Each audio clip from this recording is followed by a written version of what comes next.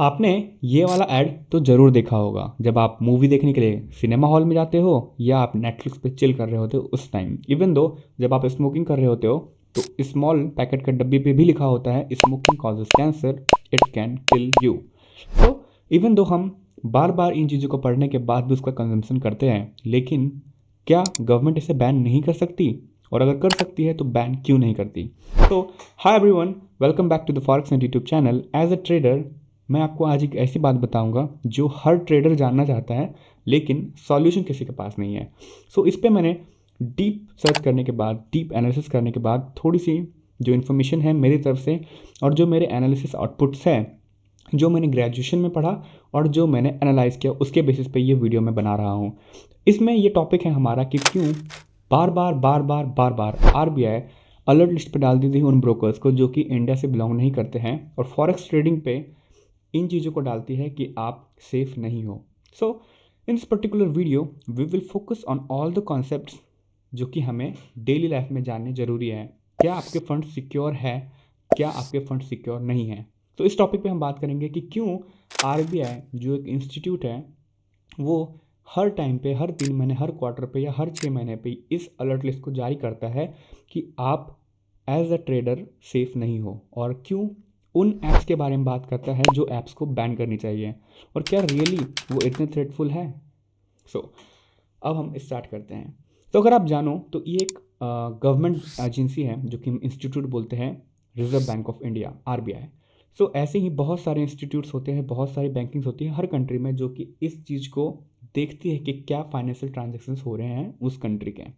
तो अगर हम आसपास के कंट्रीज़ की बात करें जैसे कि श्रीलंका, बांग्लादेश, पाकिस्तान, नेपाल और या फिर इंडिया की भी इटसेल्फ, तो हमें एक छोटी सी एंट्री पॉइंट मिलेगा ये देखने का कि हर कंट्री थोड़ी फाइनेंशियल प्रॉब्लम से फेस कर रही है। जैसे पाकिस्तान में कुछ फाइनेंशियल एंड इकोनॉमिकल क्राइसिस आ रखे हैं, ठीक है, वहाँ पे चीज़ों की जो रेट्स है वो नॉर्मल रेट से बहुत इंक्रीज है।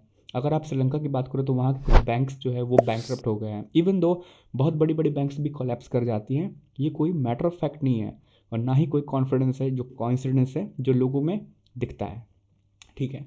सो ऐसा क्यों है कि इंडिया फाइनेंशियल प्रॉब्लम से नहीं फेस कर रहा है, ना ही कोई इकोनॉमिकल कंडीशंस यहाँ पे बेकार चल रही है, तो ऐसा क्यों हो रहा है।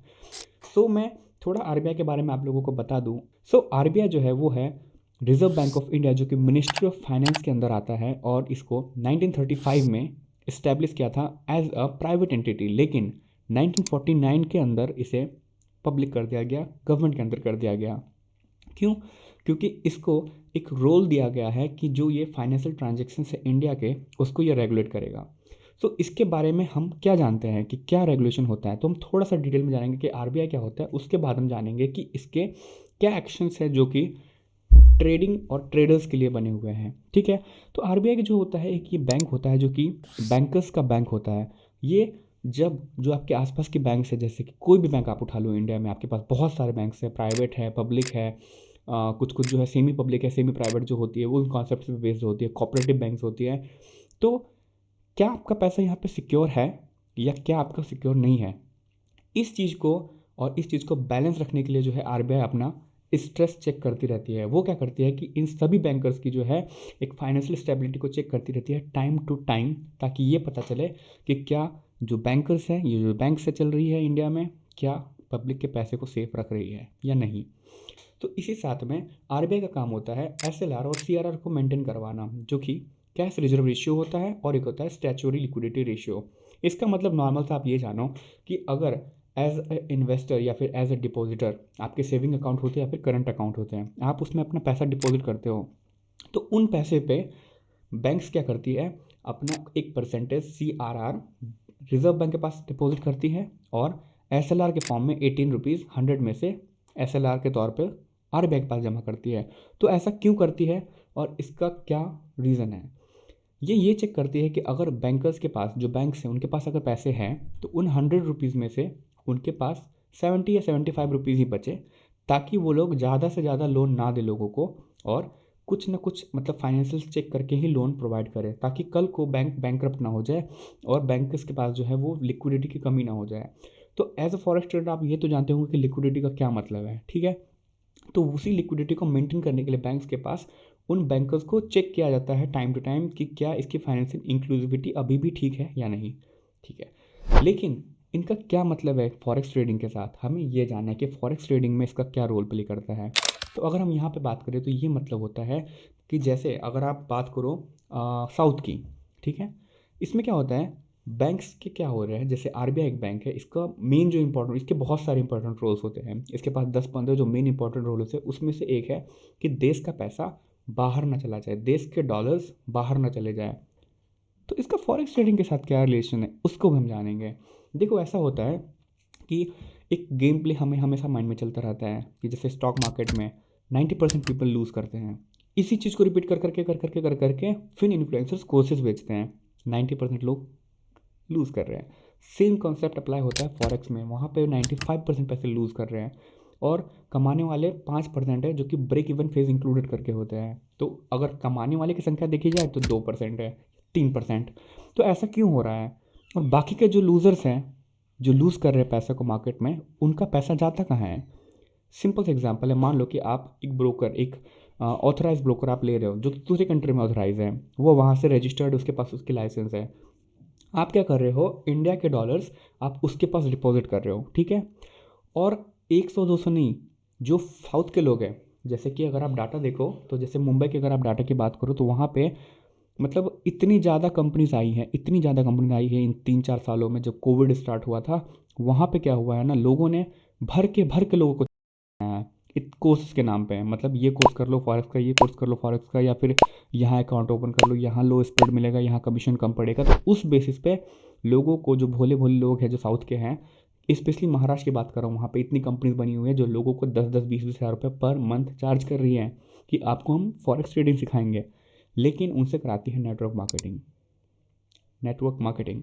उसमें होता है MLM सीन्स होती है, यहाँ पे एक लोग जुड़ता है, एक पर्सन जुड़ता है और 3-4-5-6 लोगों को जोड़ता रहता है, ये बोल के कि हम आपको फाइनेंशियल इंडिपेंडेंट कैसे होना है वो सिखाएंगे और पैसे कमा सकते हो ट्रेडिंग से, ये सिखाएंगे।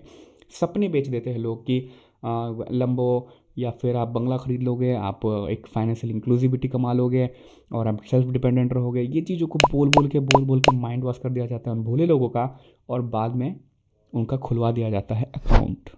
अकाउंट में वो क्या करते हैं, नॉर्मली एक ब्रोकर इंट्रोड्यूस करवा देते हैं। बहुत सारे ब्रोकर से लिस्ट अगर जानोगे तो पागल हो जाओगे, ठीक है।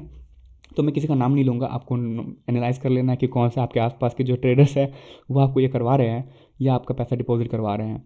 तो उन लोगों से पैसा डिपॉजिट करवाया जाता है उन ब्रोकर्स में, कहाँ से, इंडियन बैंक के थ्रू या फिर यूपीआई के थ्रू। और इसमें एक जो है ना, फेमा के अकॉर्डिंग के अंदर ये एक मतलब रूल है कि आपको देश का पैसा बाहर नहीं भेजना है, किसी रीज़न से अगर आप भेज रहे हो तो आप उसको जस्टिफाई करो। लेकिन यहाँ पे एक लूप होल है, अगर यूपीआई से पेमेंट हो रही है तो इसका मतलब है कि P2P ट्रांजेक्शन्स हो रहे हैं, इंडिया का पैसा इंडिया के अंदर ही सर्कुलेट हो रहा है, लेकिन पैसा लूज तो हो रहा है ना।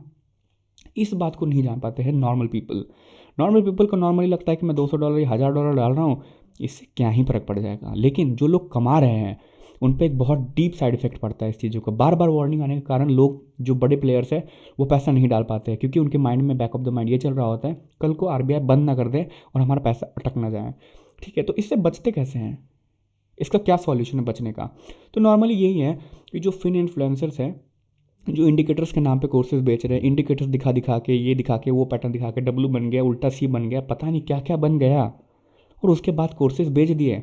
कोर्सेज से तो पैसा कमा लिया, लेकिन आप अपनी नेशनलिटी को देखो, आप देश का पैसा बाहर भेज रहे हो। अब तो ये भी हो गया है कि बाहर की कंपनी इंडिया आ रही है, इंडिया में लोगों को बोल रही है कि हम आपको ये पढ़ाएंगे, और यहाँ के लोग बाहर के गोरे फेसेस को देख के यहाँ से पैसा ट्रांसफ़र कर देते हैं सीखने के लिए 10-10 हज़ार, जिसकी कॉस्टिंग आती है अराउंड $125। तो क्या ये सही है, और सीखते कुछ नहीं है। 100 में से 1 या 2 लोग अपने पे मतलब भरोसा रखते हैं और लास्ट तक जाके सीखने की कोशिश करते हैं, 1 बार 2 बार 3 बार 4 बार लॉस करते हैं, 10-10 बार लॉस करते हैं, लेकिन लत लग जाती है। लत लगने के बाद एक डोपामाइन रिलीज़ होता है जब आप बिना ट्रेड के नहीं रह पाते, ठीक है। इसलिए आप ट्रेड करते रहते हो कि आज प्रॉफिट होगा, कल प्रॉफिट होगा, हमेशा ब्रेक इवन, और लास्ट में जाके आप माइंड कंट्रोल भूल जाते हो और अपना सारा कैपिटल लूज़ कर देते हो। अब अगर मान लो इंडिया में 20 लाख लोग ट्रेडर्स हैं जो फॉरेक्स ट्रेडिंग करते हैं, I am not talking about stock market, I am just talking about forex trading. वहाँ पे अगर आप मान लो कि 20 लाख लोग हैं, 20 लाख में से मुश्किल से 20,000 लोग कमा रहे हैं, बाकी लोग जो है नेटवर्क मार्केटिंग के चक्कर में फंस के अपना सारा पैसा, अपना सारा डिपॉजिट, अब देखो होता है क्या, एक सर्कल बन जाता है, आपके गांव का ही कोई लड़का आपको आके बोलेगा कि भाई फॉरेक्स ट्रेडिंग सीख लें और यहाँ पे सीख ले, यहाँ पे जो है ये लोग सिखाते हैं, इनके पास 1,000 स्टूडेंट्स हैं, 10,000 स्टूडेंट्स हैं, 10,000 पे कर दे पर मंथ, जब तक सीख लियो पैसा भर के, बाद में तू खुद ट्रेडिंग करियो, खुद लोगों को जोड़ियो। लेकिन ट्रेडिंग उनको आती ही नहीं है, वो नेटवर्क मार्केटिंग सिखाते हैं आपको कि भाई तू सीख रहा है ना, तो तेरे पैसे जो फंस गए वो किसी और से निकलवा, और लोग MLM में फंस जाते हैं, ठीक है। और पैसा एज अ ट्यूशन फ़ी पे करते रहते हैं, और वही पैसा अगर आप इंडिविजुअली सोचोगे तो आप 100 200 300 डॉलर पर मंथ लूज़ कर रहे हो। लेकिन जब आप एज अ ग्रुप सोचोगे कि 1,000 लोग लूज़ कर रहे हो तो कितने होते हैं, lakh, 2 lakh, 3 lakh dollars per day आप लूज़ कर रहे हो। और कमाने वाले कितने लोग हैं, 2%, जो कि 1,000, 5,000, 10,000 डॉलर कमाते होंगे, लेकिन बाकी तो लूज़ ही कर रहे हैं ना। Because a game of probabilities, game of probabilities तो सुनने में अच्छा लगता है, लेकिन जब बात आती है रियल में प्रॉफिट कमाने की तो 2% ही लोग कमाते हैं, बाकी लूज़ करते हैं। वही पैसा देश से बाहर जाता है। अब ये पैसा देश के बाहर जाता है तो इससे क्या इम्पैक्ट पड़ता है, इम्पैक्ट ये पड़ता है कि हमारे पास जो है ना, हमें फॉरेक्स रिजर्व को रखना पड़ता है। जैसे गोल्ड, गोल्ड को भी हमें मतलब एक एसेट के तौर पर रखना पड़ता है कि कोई फाइनेंशियल क्लैमिटी आ जाए या फिर कोई क्राइसिस आ जाए तो हम उससे उभर सकें। तो इसीलिए जब RBI देखता है कि बहुत ज़्यादा वॉस्ट क्वांटिटी में पैसा इंडिया से बाहर जा रहा है तो और कोई ट्रांजेक्शन डिटेल्स नहीं मिलती है, तो इसका यही रीज़न है कि आप ब्रोकर में पैसा जमा करते हो, लूज़ कर देते हो, तो वो पैसा जाता कहाँ है, ब्रोकर के पास या फिर किसी अदर ट्रेडर के पास, जो ट्रेडर ने अपनी स्ट्रैटेजी लगा के दिमाग लगा के पैसा कमाया है। लेकिन वो ट्रेडर ज़रूरी नहीं कि इंडिया का हो, वो ट्रेडर होता है आउट ऑफ योर कंट्री। तो नॉर्मली लोगों को यही सिखाया जाता है इंडिया में कि बिना डेमो के आप लोग चले जाते हो रियल प्रॉफिट करने के लिए, और वहाँ पे हो जाता है लूज़, ठीक है। फिर आप सिग्नल्स के पीछे दौड़ लगते हो, आपको अब यूज़ करना है सिग्नल्स, लेकिन जब आप सिग्नल्स भी यूज़ करने लगते हो तब भी आपका लूज़ होता है, क्योंकि हर ट्रेडर अच्छा नहीं होता है, ठीक है। आपको 1 से 1.5 साल लग जाते हैं एक अच्छे मेंटर खोजने के लिए, उस मेंटर के पीछे आप पढ़ते हो, फिर आपके अंदर फिर भी एक ऐसी खुजली होती है एक बिगिनर के अंदर कि वो सीख भी रहा है और ट्रेड भी मार रहा है, सीख भी रहा है। आप एनालाइज कर सकते हो अपने पॉइंट ऑफ व्यू से क्या कर रहे हो आप यही करते हो, टीचर सिखा भी रहा है, उससे पहले आप ट्रेड मार के अपना पैसा लूज़ कर रहे होते हो। यही पैसा एक चंक बन के, एक बंडल बन के देश के बाहर चला जाता है। तो इसीलिए RBI बार बार अलर्ट करती है लोगों को कि आप ये चीज़ ना करो। और ऑक्टा एफएक्स या फिर जो भी एक्सचेंज वगैरह हैं, ये लोग क्या करते हैं ना, इनकी जो ऐड है वो ऐड इस तरीके से चलती है ताकि लोग जो है ना बहल फुसल जाए, ठीक है। कुछ ऐसा ऐड चलेगा कि ग्राफ ऊपर जा रहा है, आप बाय कर दो। क्या इतना ईजी है कि आप ग्राफ देख रहे हो ऊपर जा रहा है, आप बाय कर दिया और मार्केट ने आपको रिटर्न दे दिया। लक हो सकता है लेकिन हार्ड वर्क नहीं, ठीक है। अब आप अपने सेल पे बैठ गए लेकिन मार्केट बाय में चल रही है, तो कब कट करना है, क्या कट करना है, क्यों आपने बाय करा, क्यों सेल करा, ये प्रॉपर मैथ्स है। आपको न्यूज़ पढ़नी पड़ती है, आपको टेक्निकल एनालिसिस करना पड़ता है, आपको फंडामेंटल्स पूरे जानने होते हैं कि क्यों गोल्ड ही क्यों बाय करना है, क्यों सेल करना है। आपको ये सीखने के लिए 3 से 4 साल एज ए करियर, आपको ये 3 से 4 साल लगता है बस ये डालने में, ये जानने में कि फॉरेक्स ट्रेडिंग में टेक्निकल्स काम करते हैं। फिर आप ट्रेडर बन जाओ, फिर आप उस पर इन्वेस्ट करो, वो अच्छी बात है। ऑक्टा ये आपको प्लेटफॉर्म जो है, जो भी प्लेटफॉर्म है वो आपके अच्छे के लिए बने हुए हैं, लेकिन लोगों ने इसको गलत तरीके से एनालाइज करवा दिया है। लोगों ने सपने बेचना शुरू कर दिए हैं इंडिया में, और इंडिया ही नहीं, पाकिस्तान, बांग्लादेश, श्रीलंका या फिर नेपाल, सेम जगह, हर जगह यही हो रहा है। देश का पैसा बाहर जा रहा है, जा कहाँ रहा है, किसी और आइलैंड पे, जहाँ पे अच्छे ट्रेडर्स बैठे हुए, जैसे दुबई। दुबई एक हब है, ठीक है। दुबई एक इतना बड़ा हब है, वहाँ पे ट्रेडर्स सारे इंडिया के हो, पाकिस्तान के हो, ये ट्रेडर्स यहाँ से निकल के वहाँ जा रहे हैं। क्यों, वहाँ पे रूल्स एंड रेगुलेशंस इस तरीके से है कि वहाँ का आप जो है ना वहाँ पे फ्री में ट्रेडिंग कर सकते हो, आप वहाँ पे अपनी ब्रोकरेज खोल सकते हो, वहाँ पे आप अपना फ्लैट ले सकते हो, आप एक नागरिकता प्राप्त करते हो, वहाँ पे ट्रेडिंग कर सकते हो। लेकिन इसकी क्या ज़रूरत पड़ेगी जब आपके आसपास के लोग ही अगर अनएजुकेटेड है। अगर आप इंडिया से जाकर दुबई ट्रेड कर रहे हो तो आप अपने देश के लिए क्या कर रहे हो, ठीक है। तो ये भी आपको जानना है।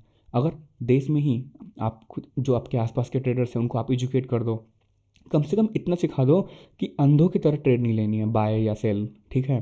कोई पर्टिकुलर करेंसी पकड़ो, उसकी मूवमेंट्स को जानो, 100 करेंसी से ऊपर है मार्केट में, लेकिन आपको कोई एक पकड़नी है, 2 पकड़नी है, जिस पे आप डेली 1 या फिर वीक में 4 ऐसी इंटरेस्ट पकड़ो, ठीक है। उसके बाद आप उसको एनालाइज करो, कितना पैसा लगाना है, कितना लूज़ होगा तो आपको फ़र्क नहीं पड़ेगा। रिस्क टू रिवॉर्ड आपको मेंटेन करके चलना है, आपको उतने ही पैसे डालने हैं जितना आप लूज़ करने की कैपेबिलिटी रखते हो। कभी कभी मार्केट ऐसा भी होगा, आप सेल करोगे, इतना गंदा बाय होगा, आपको बंद करने का भी मौका नहीं मिलेगा। लेकिन आप लॉट इस तरीके से ले लो कि लॉट के अकॉर्डिंग आपका एस एल जाए तो आपको दुख ना हो। इस तरीके से बनता है पैसा मार्केट में, फॉरेक्स में। लेकिन लोगों ने इसको इतना कॉम्प्लिकेटेड कर दिया, इतना ज़्यादा, कॉम्प्लिकेटेड हो गया है ये कि अब लोग घबराते हैं इसका नाम सुन के। क्यों? क्योंकि यहाँ पे पैसे लूज़ होते हैं। कितने लोग तो ऐसे भी गहना गहुरिया बेच के, अपना घर बेच के, गाड़ी बेच के पैसा लगाते हैं, एक दिन में पैसा उड़ जाता है। एक दिन में किसी एक ने सिग्नल दिया, आपने फुल मार्जिन कर दिया। तो जब अगर आपको यही पता नहीं है कि किस तरीके से मार्केट में आपको ट्रेड करना, तो आप ट्रेड करते ही क्यों हो? आप इतना ये कैसे, मतलब आप इतने गंदा कैसे गिर सकते हो कि किसी ने बोला बाय कर लो तो आप बाय करके बैठ गए और पैसा लूज़ हो गया। दैट सीम्स बैड, लेकिन रियलिटी यही है कि रियलिटी में लोग इतना लूज़ करते पैसा कि वो रिकवर भी नहीं कर पाते। फिर वो एक टाइम आता है, 100 में से 2-3 ट्रेडर्स ऐसे निकलते हैं जो रियलिटी में सीखते हैं और उसके बाद जाके उसको एनालाइज करते हैं, डीप में पढ़ते हैं, 3-4 साल देते हैं, उसके बाद दोस्त उसको कवर करते हैं। तो ऐसा 100 में से 2 निकलते हैं। सो आपको क्या करना है एज ए ट्रेडर, आपको यही सोचना है कि आप इंडिया के लिए क्या कर रहे हो या फिर आप अपनी कंट्री के लिए क्या कर रहे हो। आसपास के लोगों को आप एजुकेट करो, कम से कम सपोर्ट, रेसिस्टेंस, ये सब चीज़ें सिखा दो। आप अपनी जो आपकी हिडन रिक्वायरमेंट्स है, जो आपकी हिडन स्ट्रैटेजीज, वो आप रिवील मत करो, लेकिन कम से कम इतना सिखा दो कि अंधों की तरह लूज़ नहीं करना है, क्योंकि एक लंप सम गेम है। जब तक इसमें कोई बंदा लूज़ नहीं करेगा तब तक सामने वाला पैसा नहीं कमाएगा। सो इसी के साथ हमें यही, मतलब हम अपने सारे टॉपिक्स को जानते हैं। जो हमारा अगला टॉपिक है वो ये है कि बैंक, आरबीआई क्या गलत कर रही है या सही कर रही है। तो आरबीआई 100% सही कर रही है। अगर बैंक, आरबीआई ये चीज़ ना करें तो लोगों में इतना ज़्यादा पोटेंशियल है यहाँ पे पैसे इन्वेस्ट करने का, इतनी ज़्यादा खुजली है कि वो लोग इतना पैसा डालेंगे कि बिलियन ऑफ डॉलर्स इंडिया से बाहर चले जाएंगे बिना रीज़न। आप स्टॉक मार्केट में भी लूज़ करते हो, लेकिन आरबीआई कभी ये नहीं बोलेगा कि आप स्टॉक मार्केट में इन्वेस्ट मत करो, जीरो आधा आप स्टॉक्स। क्यों? क्योंकि वो देश का पैसा देश में रह रहा है। लेकिन यहीं पे अगर आप फॉरेक्स में लूज़ करते हो, देश का पैसा बाहर जा रहा है। ठीक है? So be smart guy, don't be fool. Educate करो खुद को ताकि आप जो है आगे बढ़ सको। ठीक है? अपने आप आसपास के लोगों को भी समझाओ, जो भी आपको चीज़ें आती, कम से कम इतना समझा दो कि फॉरेक्स में पैसा बनता है, लेकिन किस तरीके से, जब तक आप पढ़ोगे नहीं तो नहीं बनेगा। ठीक है? सो होप आपको इस वीडियो से बहुत कुछ समझ आया होगा कि क्यों आरबीआई बार बार इन चीज़ों पे अपनी निगरानी रखती है और क्यों स्मोकिंग या फिर इन चीज़ों पे बार बार रखा जाता है। आरबीआई में इतना कैपेबिलिटीज़ है, अगर वो गवर्नमेंट से इच्छा करें, मांगे कि एक बारी में फॉरेक्स के जितने भी ब्रोकर्स हैं उसको बैन कर दिया जाए इंडिया से, तो 1 सेकंड में बंद हो जाएंगे। अगर आप ये भी देखो, स्मोकिंग, अल्कोहल, इन चीज़ों को भी अगर बैन करना हो तो तुरंत बंद हो जाएंगे। लेकिन इनका टैक्स जाता है गवर्नमेंट को, और इतना ज़्यादा टैक्स जाता है कि उससे हमारी सड़कें बनती है, हॉस्पिटलाइजेशन बनता है, हमारा जो कि बजट का सीन होता है, उन बजट में पैसा कहाँ से आता है। अगर आप इसके बारे में डीप में जानोगे, इकोनॉमिक्स में घुसोगे, तब आपको पता चलेगा। ठीक है? Hope you enjoy the video. Please share this video to all your trading friends, ताकि वो ये जान सके कि उनकी क्या रिस्पॉन्सिबिलिटीज़ हैं और रोल्स हैं और आपके क्या रोल्स हैं।